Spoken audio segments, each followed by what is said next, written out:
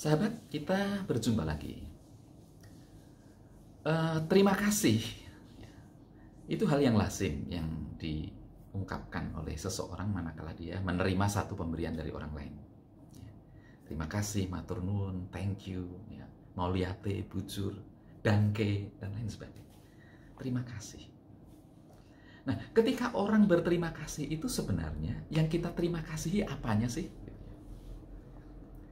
Pemberiannya, karena ada wujudnya, gitu ya. Wujud itu bisa berupa benda, ya. Karena kita diberikan uang, kita diberikan bingkisan, ya. Kita diberikan mobil dan lain sebagainya. Lalu kita terima kasih. Atau wujud itu juga bisa sesuatu yang tidak berwujud, yang berupa barangkali ya ada orang yang mendoakan, ya. Saya mendoakan kamu supaya kamu cepat sembuh. Oh, terima kasih.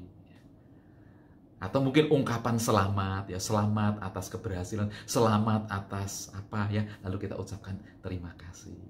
Jadi ada wujudnya.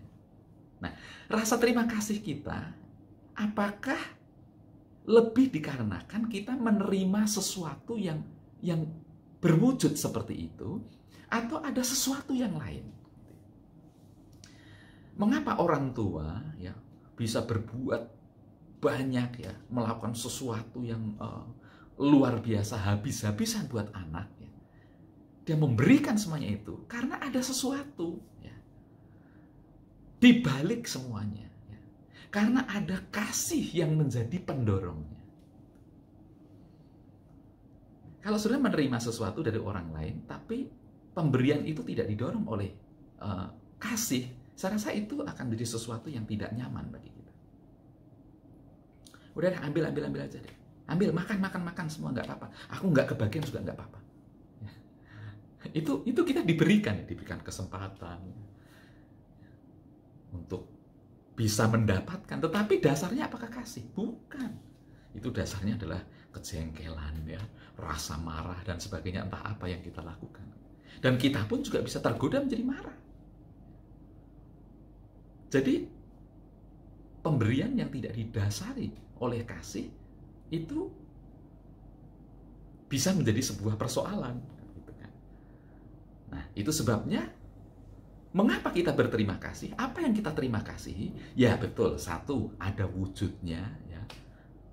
Tetapi juga ada sesuatu yang mendorongnya, bahwa apa yang diberikan itu, ya, itu berangkat dari kasih.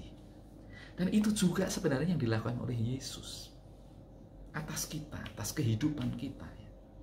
Dia memberikan banyak hal. Ya. Dia memberikan tentu saja ya, pengampunan atas dosa-dosa kita. Dia memberikan kepada kita pembebasan atas hukuman. Ya. Dia memberikan kepada kita keselamatan. Ya. Dia memberikan kepada kita surga. Tetapi mengapa dia memberikan itu? Itu yang mendorong kita. Mengapa kita berterima kasih? Karena dia memberikannya dengan kasih. Karena begitu besar kasih Allah akan dunia ini, sehingga ia mengaruniakan anaknya yang tunggal, supaya setiap orang yang percaya kepadanya tidak binasa, melainkan beroleh hidup yang kekal. Jadi ada kasih di balik itu. Itu sebabnya kita terima kasih. Nah, sahabat yang dikasih oleh Tuhan Yesus, ketika Tuhan memberikan kepada kita kasih-Nya yang begitu besar, apa sih sebenarnya yang menjadi harapan? Apa yang menjadi tujuan mengapa Tuhan melakukan itu?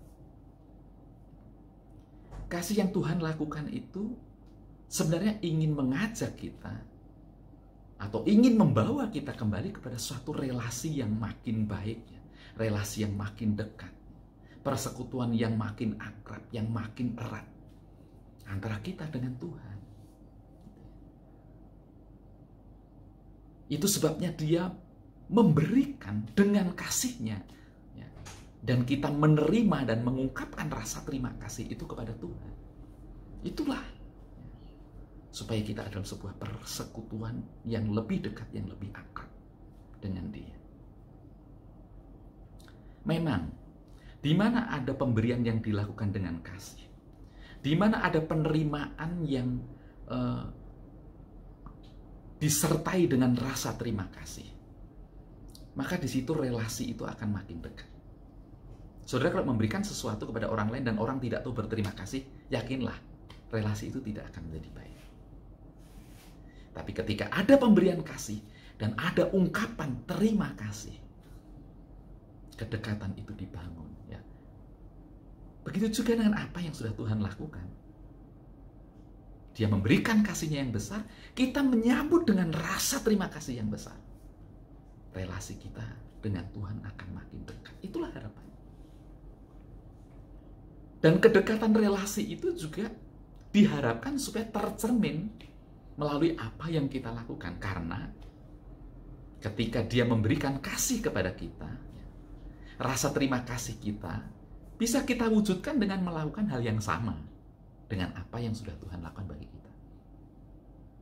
Ada seorang yang sangat susah hidupnya, tetapi dia diberikan kasih sehingga orang itu bisa belajar, bisa berhasil, didukung pendidikannya hingga dia bisa menjadi orang yang sukses. Sebagai rasa terima kasihnya, Pak, dia melakukan hal yang sama seperti apa yang telah dia alaminya. Dia mendapatkan pemberian kasih dari orang lain, lalu dia melakukan hal yang sama pada orang lain. Dia memperhatikan, dia memberikan pelayanan pendidikan juga kepada orang lain dan sebagainya. Sehingga kasih yang diberikan oleh Tuhan itu menjadi sesuatu yang terus berkembang, menjadi sesuatu yang terus menular. Nah, relasi kasih antara kita dengan Tuhan itu tercermin dari ketika kita melakukan tindakan yang sama seperti apa yang Tuhan lakukan bagi kita. Nah, sahabat yang dikasihi Tuhan, kita ingin belajar berterima kasih kepada Tuhan. Ada banyak hal yang sudah kita rasakan, yang sudah kita terima sebagai bentuk atau wujud dari kasih Tuhan. Kita ingin berada dalam keintiman yang dekat dengan Tuhan. Kita ingin ada dalam sebuah persekutuan yang erat dengan Tuhan. Maka semoga kita bisa betul-betul menyatu dengan Tuhan, termasuk menyatu dengan apa yang dilakukan, apa yang dikerjakan oleh Tuhan, melalui apa yang kita kerjakan dalam kehidupan kita. Sahabat, sampai di sini kita bertemu, dan kita akan kembali berjumpa di lain waktu. Tuhan memberkati.